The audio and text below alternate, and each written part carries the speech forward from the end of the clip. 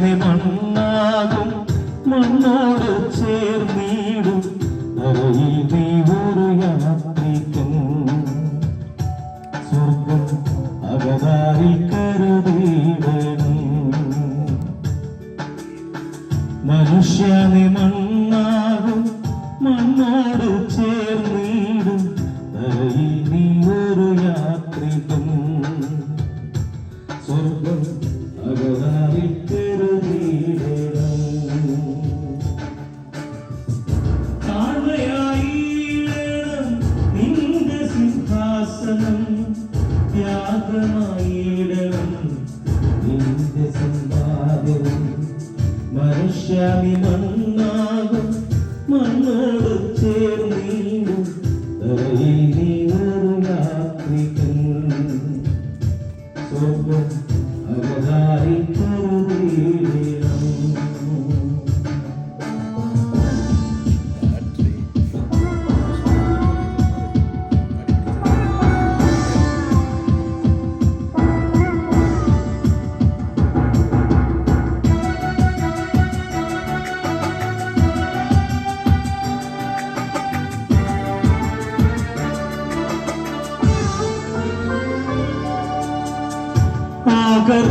ആകർഷകമാം മുഖം കൊണ്ടു നടന്നാലും ആരാധനായി ലോകമറിഞ്ഞാലും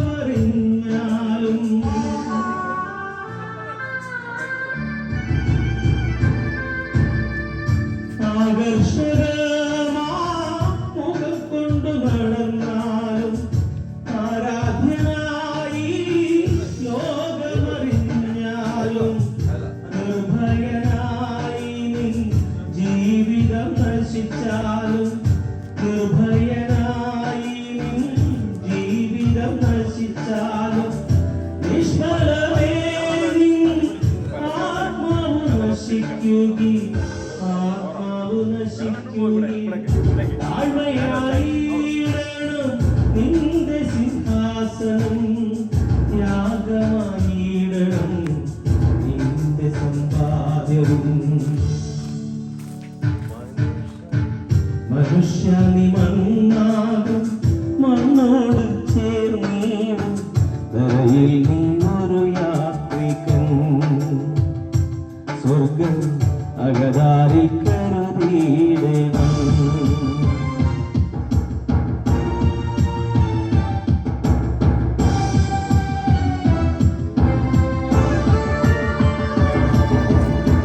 മനുഷ്യന്റെ മനസ്സ് പാമ്പിൻ പുറ്റായി മാറുന്നു മനസ്സിലെ മോഹങ്ങൾ പാമ്പുകളായി ഇഴയുന്നു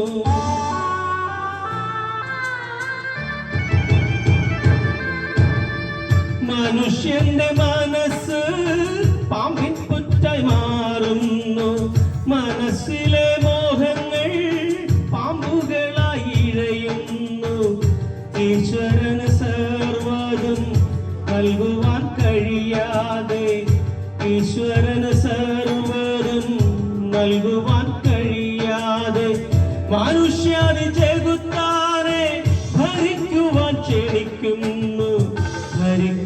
ക്ഷണിക്കുന്നു താഴ്മയായിടണം നിന്റെ സിംഹാസനം ത്യാഗമായിടണം നിന്റെ സമ്പാദ്യവും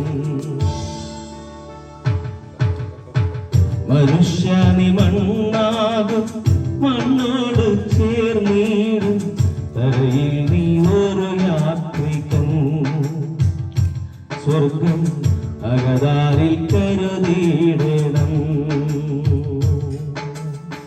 മനുഷ്യനി മണ്ണാകും മണ്ണോട് ചേർന്നിടും ധരയിൽ നീ ഒരു യാത്രികൻ സ്വർഗം അകതാരിൽ കരുതിയിടണം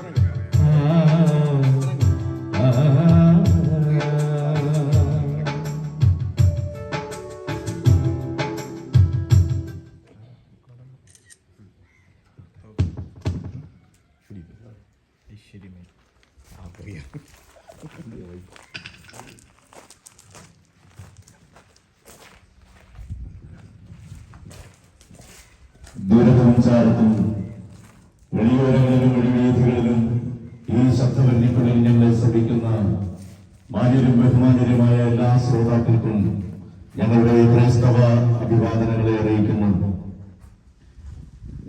വളരെ പ്രാർത്ഥനയോടും ദൈവാശ്രയത്തോടും കഴിഞ്ഞ ചില നാളുകളായി കേരളത്തിന്റെ വിവിധ മേഖലകളിൽ ബോധവൽക്കരണ സത്യസുവിശേഷത്തെ വിളംബരം ചെയ്തുകൊണ്ട് അനേകർക്ക് ക്രിസ്തുവേശുവിന്റെ നിത്യവെളിച്ചം പകർന്നു കൊടുത്തുകൊണ്ട് യേശു ക്രിസ്തുവിനെ പരിചയപ്പെടുത്തിക്കൊണ്ട് വിവിധ മേഖലകളിലായിരിക്കുന്നു.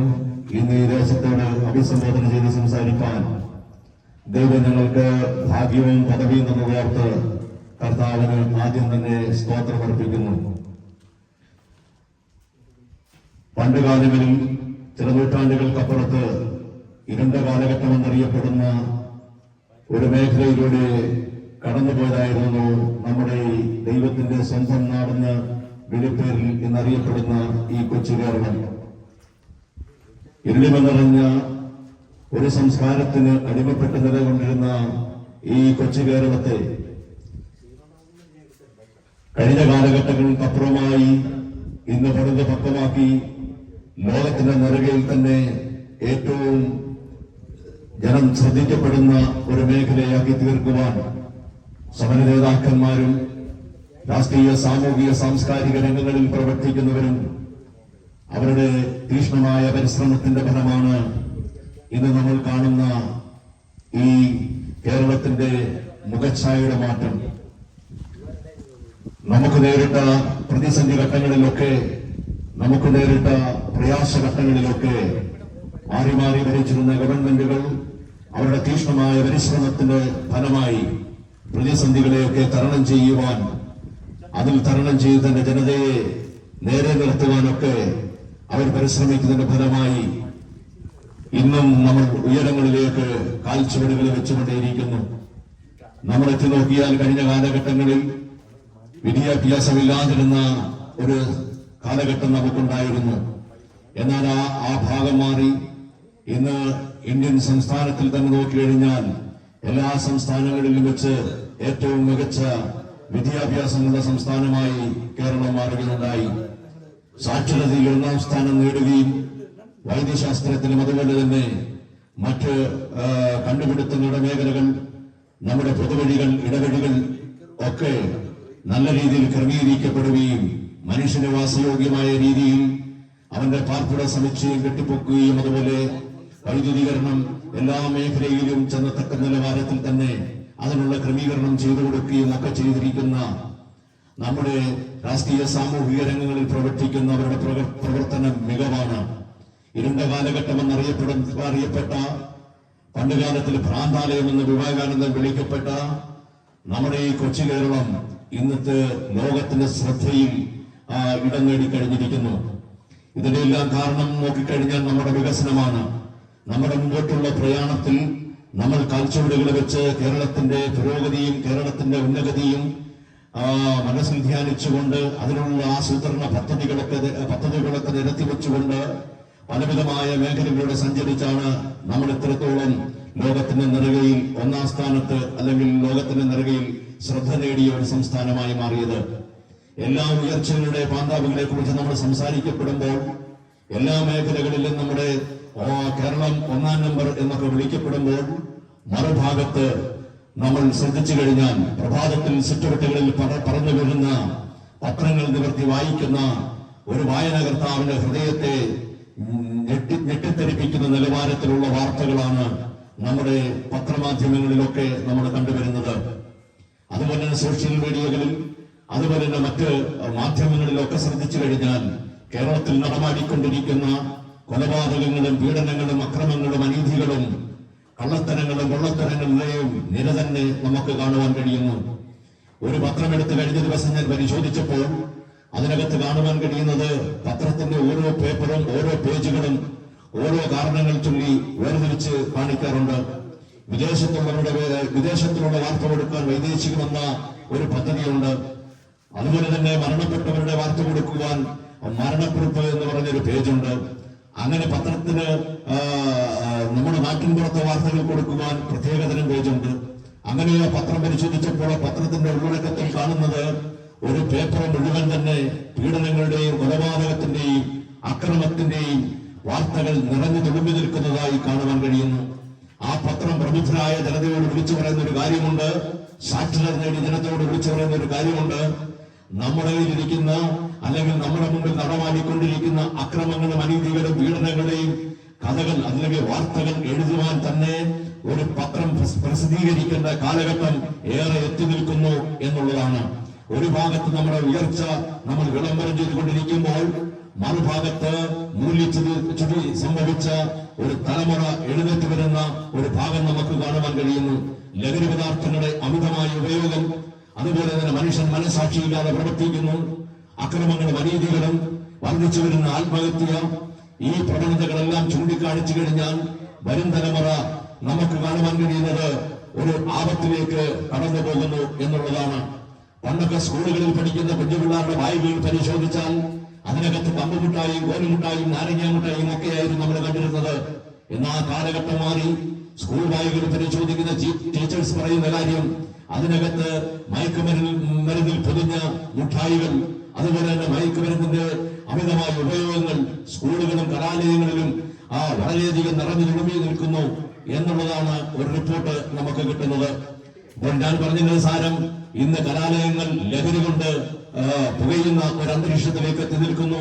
വരും തലമുറ നമ്മുടെ രാജ്യത്തിന്റെ ഭാവിയെ നിർണയിക്കേണ്ട ഭാവി തലമുറ അല്ലെങ്കിൽ വരും തലമുറ ഒരു വലിയ ലാഭത്തിലേക്ക് അവർ തള്ളപ്പെട്ടിരിക്കുന്നു. ലഹരിയുടെ മാറാക്കയകളിലേക്ക് അവർ മുങ്ങപ്പെട്ടിരിക്കുന്നു എന്നുള്ള യാഥാർത്ഥ്യം നമ്മൾ തിരിച്ചറിയേണ്ടതായിട്ടുണ്ട്. പത്രങ്ങൾ നിവർത്തി വായിച്ചു കഴിഞ്ഞാൽ കൊലപാതകങ്ങളുടെ പരമ്പരകൾ തന്നെ നമുക്ക് കാണുവാൻ കഴിയുന്നു. അമ്മയെ തല്ലിക്കൊന്ന മകനും, അതുപോലെ തന്നെ സ്വന്തം പിന്നോമനെ വലിച്ചെറിഞ്ഞ മാതാവും, അതുപോലെ തന്നെ അപ്പനെ തല്ലിക്കൊന്ന മകനും, അങ്ങനെ നിരവധി വാർത്തകളാണ് കാണുവാൻ കഴിയുന്നത്. 50 പൈസയ്ക്ക് വേണ്ടി കൂട്ടുകാരനെ വിറകഷ്ണം കൊണ്ട് അടിച്ചുകൊണ്ട വാർത്ത നമ്മൾ മറന്നിട്ടില്ലല്ലോ. അങ്ങനെ നിരവധി വാർത്തകളാണ് വന്നുകൊണ്ടിരിക്കുന്നത്.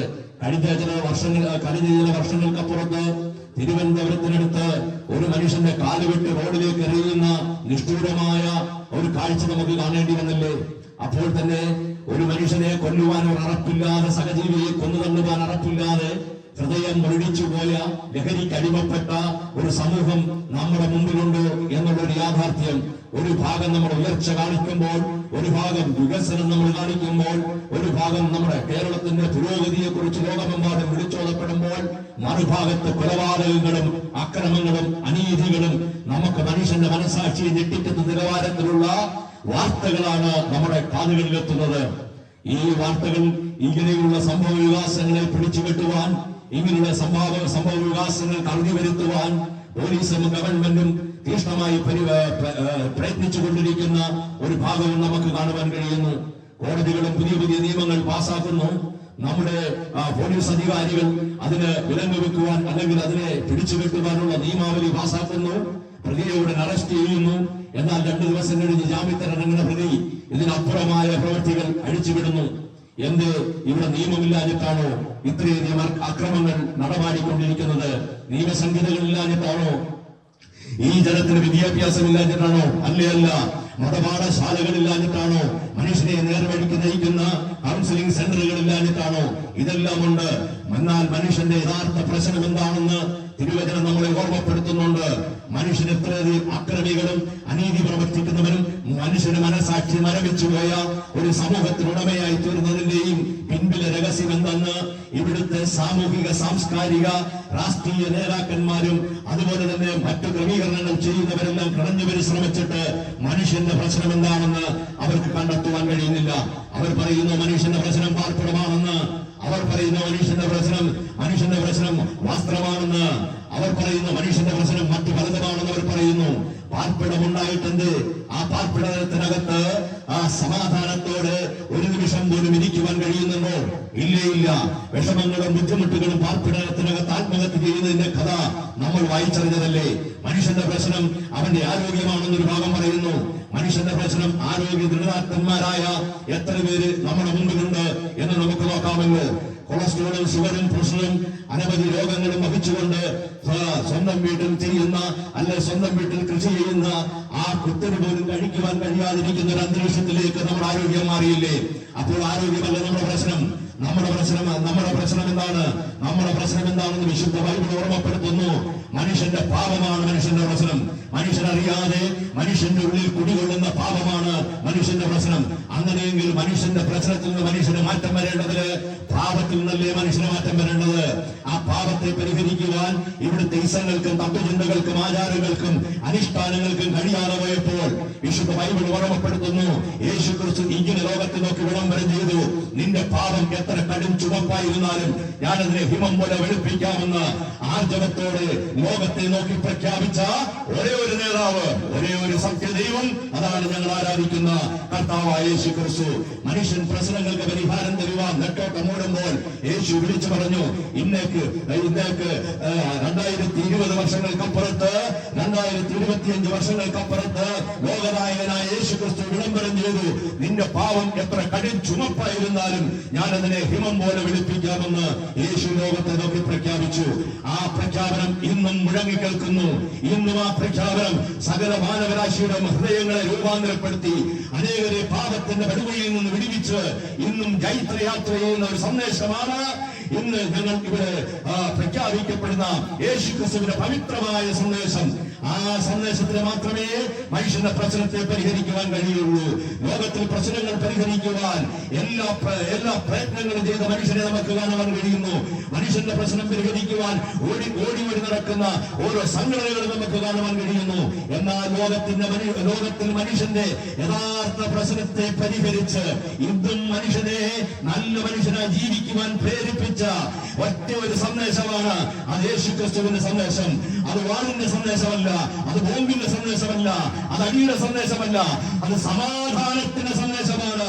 സമാധാനത്തിന്റെ സന്ദേശത്തോടെ ജനത്തെ മാറ്റിമറിക്കുവാൻ കഴിവുള്ള ഇസങ്ങൾ തോറ്റുപോയെടുത്ത്, തത്വചിന്തകൾ തോറ്റുപോയെടുത്ത്, ആചാരങ്ങൾ തോറ്റുപോയെടുത്ത്, അനുഷ്ഠാനങ്ങൾ തോറ്റുപോയെടുത്ത്, ഇസങ്ങൾ മാറി നിൽക്കുന്നിടത്ത് ഒരേ ഒരു സന്ദേശം, സുവിശേഷത്തിന്റെ സന്ദേശം, ലോകത്തിന്റെ 5 വൻകരകളിലും മാനവകുലത്തെ രക്ഷയുടെ പാതയിലേക്ക്, സമാധാനത്തിന്റെ പാതയിലേക്ക്, നിത്യരക്ഷയിലേക്ക് നയിച്ച ഒരേ ഒരു സന്ദേശം, അതാണ് യേശു ക്രിസ്തുവിന്റെ സുവിശേഷത്തിന്റെ സന്ദേശം. ആ സന്ദേശത്തിന് മാത്രമേ മനുഷ്യ നിന്റെ വിഷയത്തെ പരിഹരിക്കുവാൻ കഴിയുള്ളൂ. നീ കുത്തിവെക്കുന്ന പണത്തിനോ, നീ കഴിച്ചുകൂട്ടുന്ന നേർച്ച കാഴ്ചകൾക്കോ, നീ കഴിച്ചുകൂട്ടുന്ന വഴിപാടുകൾക്കോ നിന്റെ പ്രശ്നത്തെ പരിഹരിക്കുവാൻ കഴിയില്ല. നിന്റെ പ്രശ്നത്തെ പരിഹരിക്കുവാൻ യേശുവിന്റെ സന്ദേശത്തിനെ കഴിയുള്ളൂ. അതെന്താ ഇത്ര ചങ്കുറപ്പോടെ നിങ്ങൾ പറയുന്നത് എന്ന് നിങ്ങൾ ഞങ്ങളോട് ചോദിച്ചാൽ ഞങ്ങൾ പറയും, കഴിഞ്ഞ കാലഘട്ടങ്ങളിൽ നാടിനും നാട്ടുകാർക്കും വീടിനും വീട്ടുകാർക്കും തലവേദനയായി നടന്നിരുന്ന കാലഘട്ടം ഞങ്ങൾക്കുണ്ടായിരുന്നു. എന്നാൽ ഞങ്ങളെ മാറ്റിമറിച്ചത് ഇവിടുത്തെ ഇസങ്ങളോ, ഇവിടുത്തെ കൊടിയുടെ നിറങ്ങളോ, ഇവിടുത്തെ ആചാരാനുഷ്ഠാനങ്ങളോ അല്ല ഞങ്ങളെ മാറ്റിയത്. ഞങ്ങൾ പ്രതിദാനം ചെയ്ത സംഘടനകളല്ല ഞങ്ങളെ മാറ്റിയത്. ഞങ്ങളെ മാറ്റിമറിച്ചത് കർത്താവായ യേശു ക്രിസ്തുവിന്റെ ദിവ്യ സ്നേഹമാണ് ഞങ്ങളെ മാറ്റിയത്. അതുകൊണ്ടാണ് ആർജവത്തോടെ ചോരയ്ക്ക് ചൂടുന്ന പ്രായത്തിൽ ഞങ്ങൾ ഉറക്കെ പ്രഖ്യാപിക്കുന്നത്, മറ്റൊരുത്തരും രക്ഷയില്ല. രക്ഷിക്കപ്പെടുവാൻ ആകാശത്തിന് കീഴെ മനുഷ്യരുടെ ഇടയിൽ നൽകപ്പെട്ട ഒരേ ഒരു നാമം, അത് കർത്താവായ യേശു ക്രിസ്തുവിന്റെ നാമമാണ്. യേശുവിന്റെ നാമത്തിന് മാത്രമേ മാനവകുലത്തിന് രക്ഷ നൽകാൻ കഴിയുള്ളൂ. അതുകൊണ്ട് സഹോദര സ്നേഹിത, നീ മുമ്പോട്ടുള്ള ഗമനത്തിൽ എന്ത് ചെയ്യണമെന്നറിയാതെ ഒരു വഴിപോക്കനെ പോലെ ഒരു നാൽക്കവലിൽ ഉടഞ്ഞ പാത്രമായി നിൽക്കുന്നുവെങ്കിൽ ഇന്ന് പകൽ നിന്റെ ഉടച്ചിലുകളെ മാറ്റുവാൻ, നിന്റെ തകർച്ചയെ മാറ്റുവാൻ, നിന്റെ വിഷമത്തെ മാറ്റുവാൻ, നിന്റെ പരാജയങ്ങളെ മാറ്റുവാൻ ഏതെല്ലാം വാതിലുകൾ നീ മുട്ടിയെങ്കിലും അവിടെയെല്ലാം പരാജയമാണ് നിനക്ക് സംഭവിച്ചെങ്കിൽ, അവിടെയെല്ലാം നിരാശയാണ് നിനക്ക് സംഭവിച്ചെങ്കിൽ, നിരാശപ്പെടുത്താത്ത ഒരു വഴി ഞാൻ പറഞ്ഞു തരാം. അതാണ് കർത്താവായ യേശു ക്രിസ്തുവിന്റെ ദിവ്യ വഴി. ആ ദിവ്യ വഴിയിലേക്ക് നീ മടങ്ങി വരുന്നുവെങ്കിൽ നിശ്ചയമായി നിന്റെ വിഷയത്തിന് പരിഹാരം നിന്ന് നിത്യതയിലേക്ക് പ്രവേശിപ്പിക്കുവാൻ കർത്താവിന് നിന്നെ കുറിച്ച് പദ്ധതിയുണ്ട്. അതുകൊണ്ട് ഇന്ന് ഈ സന്ദേശം കേൾക്കുന്ന ആരെങ്കിലും വഴിയിലിരുന്നോ, വഴിവെക്കിലിരുന്നോ, റോഡിലിരുന്നോ, അതുപോലെ തന്നെ വീടിനുള്ളിലിരുന്നു കൊണ്ടോ സമാധാനകാംക്ഷികളായി സമാധാനം അന്വേഷിച്ച് എനിക്കാർ സ്വസ്ഥത വരുമെന്ന് അന്വേഷിച്ച് യാത്ര ചെയ്തെങ്കിൽ ഇതാ നിനക്കൊരു വഴിയുണ്ട്, നിനക്കൊരു സ്വസ്ഥത തരണമെന്ന്. അത് കർത്താവായ യേശു ക്രിസ്തുവിന്റെ കരമാണ്. ആ യേശു ക്രിസ്തുവിന്റെ കരത്തിൽ സമാധാനം നേടുവാൻ നീ ബിസിനസ്സുകാരനായിക്കോട്ടെ, നീ വീട്ടമ്മയായിക്കോട്ടെ, ആരുമായിക്കോട്ടെ, കറുത്തവനോ വെളുത്തവനോ അന്ന് വ്യത്യാസമില്ലാതെ ആരുമായിക്കോട്ടെ, യേശു ക്രിസ്തുവിന് മുമ്പാകെ നിന്നുകൊണ്ട് യേശുവെ ഞാൻ ഇരിക്കുന്നിടത്തേക്ക് എന്റെ ഹൃദയത്തിലേക്കൊന്ന് വരണമെന്ന് ആത്മാർത്ഥതയോടെ ഹൃദയനുറുക്കത്തോടെ ആര് യേശുവിനെ വിളിക്കുന്നുവോ അവരുടെ അരികിൽ വന്ന് നിന്റെ ഹൃദയത്തിലുമാണ് നിന്നെ ആശ്വസിപ്പിച്ച് നിന്റെ വിഷയത്തിന് പരിഹാരം തന്ന് നിത്യരക്ഷ നിനക്ക് സമ്മാനിക്കുന്ന ഒരേ ഒരു കർത്താവ്. ആ കർത്താവിലേക്ക് നിങ്ങളെ ആഹ്വാനം ചെയ്തുകൊണ്ട്, ആ നിത്യരക്ഷയിലേക്ക് ആഹ്വാനം ചെയ്തുകൊണ്ട്, യേശു ക്രിസ്തുവിന്റെ വരവിനായും കർത്താവായ യേശു ക്രിസ്തുവിന്റെ സ്വന്തം രക്ഷിതാവായി സ്വീകരിക്കുവാൻ ആഹ്വാനം ചെയ്തുകൊണ്ട് എന്റെ വാക്കുകൾക്ക് വിരാമം കുറിക്കുന്നു. നിങ്ങൾ പാപിയാണെങ്കിൽ യേശു മാത്രം രക്ഷകൻ, നിങ്ങൾ രോഗിയാണെങ്കിൽ യേശു മാത്രം രക്ഷകൻ, നിങ്ങൾ പീഡിതനാണെങ്കിൽ യേശു മാത്രം രക്ഷകൻ, നിങ്ങൾ തകർന്നവരാണ് യേശു മാത്രം രക്ഷകൻ. യേശു വരാറായി, യേശുവിലേക്ക് ഹൃദയത്തെ കൊടുപ്പീൻ ദേശമേ എന്ന് ഓർമ്മപ്പെടുത്തി എന്റെ വാക്കുകൾക്ക് വിരാമം കുറിക്കുന്നു. ദൈവം ഈ നാടിനെ അനുഗ്രഹിക്കുമാറാകട്ടെ. അനുഗ്രഹിക്കപ്പെട്ട സുവിശേഷ സന്ദേശം ഇന്ന് ഈ ദേശത്തോട് പറയുവാൻ കർത്താവിന്റെ അഭിഷിക്തനെ ദൈവം സഹായിച്ചതോർത്ത് ദൈവത്തിന് സ്തോത്രം ചെയ്യുന്നു. ഇത്രത്തോളം സമയം ഈ ദേശത്ത് മാറ്റമില്ലാത്ത സുവിശേഷം കേട്ടിരുന്ന എല്ലാ സഹൃദയരായ സ്നേഹസമ്പന്നരായ നല്ലവരായ ദേശവാസികൾക്കും ഞങ്ങളുടെ ഹൃദയത്തിന്റെ ഭാഷയിലുള്ള നന്ദിയെ അറിയിച്ചുകൊണ്ട് നിങ്ങൾക്കായി ഒരു വാക്ക് പ്രാർത്ഥിച്ച് ഇവിടുന്ന് ഞങ്ങൾ പിരിയുവാനാണ് ആഗ്രഹിക്കുന്നത്. ആരെങ്കിലും ഏതെങ്കിലും തരത്തിലുള്ള ഭാരങ്ങളാൽ ആകുലതകളാലൊക്കെ ആയിരിക്കുന്നുവെങ്കിൽ ഇവിടെ ഉയർത്തിക്കാട്ടപ്പെട്ട യേശു ക്രിസ്തുവിന്റെ ദിവ്യ സ്നേഹം നിങ്ങളുടെ സാഹചര്യങ്ങളെ അടിമുടി മാറ്റുവാൻ കഴിയുമെന്ന് സാധിക്കുമെന്ന് ഉറപ്പ് നൽകിക്കൊണ്ട് നിങ്ങൾക്കായി പ്രാർത്ഥിക്കുന്നു.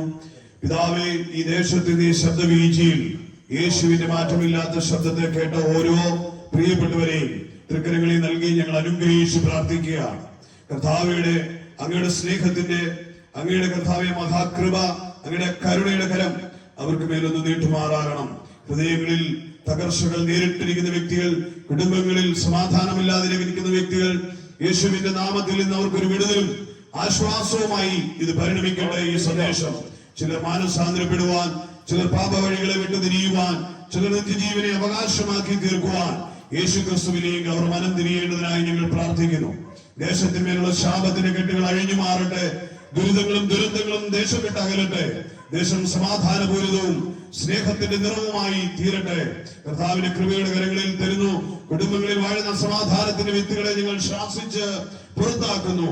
അപ്പനമ്മമാർ, മക്കൾ, കുടുംബങ്ങളിൽ ഛിദ്രത കൊണ്ടിരുന്ന ദുരാത്മാവിനെ ശാസിച്ച്, ദേശത്തിന്മേൽ അനർത്ഥങ്ങൾ കൊണ്ടിരുന്ന വ്യാപാര ശക്തികളെ ശാസിച്ചകറ്റി ദേശത്തെ സമാധാനവും സന്തോഷത്തെയും കൽപ്പിച്ചാക്കി അങ്ങയുടെ കരങ്ങളിൽ ഏൽപ്പിച്ച് പ്രാർത്ഥിക്കുന്നു. ഇന്ന് ഈ ഭവനാങ്കണം അങ്ങയുടെ നാമം ഉയർത്തുവാൻ തുറന്നതിനാൽ ഈ ഭവനത്തെ അനുഗ്രഹിച്ച് പ്രാർത്ഥിക്കുക. ഇവിടെ ആയിരിക്കുന്ന പ്രിയ പിതാവ്, തന്റെ കുഞ്ഞുങ്ങൾ, തന്റെ പ്രിയപ്പെട്ടവൾ, ഈ കുടുംബവുമായി ബന്ധപ്പെട്ട ചാർച്ചക്കാർ, ബന്ധുമിത്രാദികളെല്ലാം യേശു ക്രിസ്തുവിന്റെ നാമത്തിൽ അനുഗ്രഹിക്കപ്പെടട്ടെ. അപ്പോൾ തന്നെ ഇതിന് ചുറ്റുവട്ടം അയൽപക്കങ്ങളിലായിരിക്കുന്ന ഓരോ ഭവനങ്ങളും നാസറേയനായ യേശു ക്രിസ്തുവിന്റെ അധികാരമുള്ള നാമത്താൽ ഞങ്ങൾ അനുഗ്രഹിക്കുകയാണ്. ഈ ദേശവും ഈ അയൽപക്കങ്ങളും എല്ലാം അനുഗ്രഹിക്കപ്പെടട്ടെ. പിതാവിനുള്ള പ്രാർത്ഥനകളെ കേൾക്കുന്നതിനായി സ്തോത്രം. ഏറിയ ബലത്താൽ തുടർന്നുള്ള യാത്രകളെ ശക്തീകരിക്കണം. കൃപയുടെ കരങ്ങളിൽ ആശ്രയിക്കുന്നു. യേശു ക്രിസ്തുവിന്റെ വിലയേറിയ നാമത്തിൽ തന്നെ. ആമേൻ, ആമേൻ, ആമേൻ. ഇത്രത്തോളം സമയം ഞങ്ങളെ ശ്രമിച്ച സഹൃദയരായ നല്ല നാട്ടുകാർക്ക് ഞങ്ങളുടെ നന്ദി അറിയിച്ചുകൊണ്ട് വിടവാങ്ങുന്നു. God bless you.